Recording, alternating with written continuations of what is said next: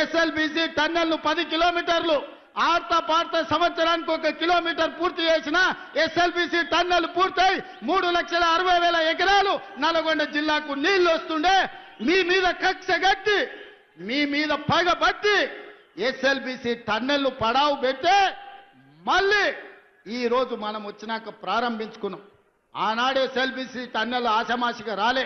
కోమటిరెడ్డి వెంకటరెడ్డి గారు, జానారెడ్డి గారు, రాజశేఖర రెడ్డి గారితో కొట్లాడి మాకు నీళ్లు కావాలి, కృష్ణానది జలాలు మాకు రావాలి అని చెప్పి ఎస్ఎల్బిసి టన్నెల్ను ఆనాడు 2005-6లో ప్రారంభించుకున్నారు.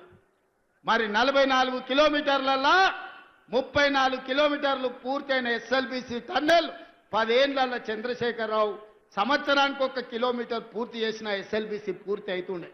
కానీ చెయ్యలే. ఆయనకి మీ ఓట్ల మీద దాస ఉంది, మీ సీట్ల మీద దాస ఉంది, కానీ మీ నీళ్ల మీద దాస లేదు, మీ కష్టాలను తీర్చాలన్న ఆలోచన లేదు. అందుకే ఇవాళ పౌర సరఫరాల శాఖ అయినా, ఇవాళ సాగునీటి పారుదల శాఖ అయినా మీ హుజూర్ నగర్ లో ఉంది.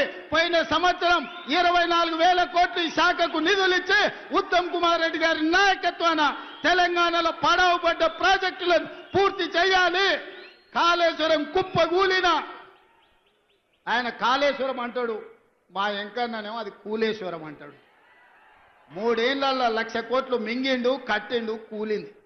నేనేం చెప్పినా అంటే పని మంత్రుడు పందేస్తేనంటే కుక్కతో దానికి కూలిపోయిందంట. ఎక్కడైనా ఎవడైనా 1,00,000 కోట్లు పెట్టి కట్టిన ప్రాజెక్టు 3 ఏళ్లలోనే కూలిపోయేది. ఈ దేశంలోనే కాదు, ఈ ప్రపంచంలో ఎప్పుడైనా జరిగిందా? కాళేశ్వరం ప్రపంచంలో 8వ వింత అన్నాడు. నాయన అది 8వ వింత కాదు, ప్రపంచంలో ఏకైక వింత. 1,00,000 కోట్లు పెట్టిన కాళేశ్వరం 3 ఏళ్ల కుప్ప కూలిందంటే మిమ్మల్ని ఊరేసిన పాపం పోదు మీది.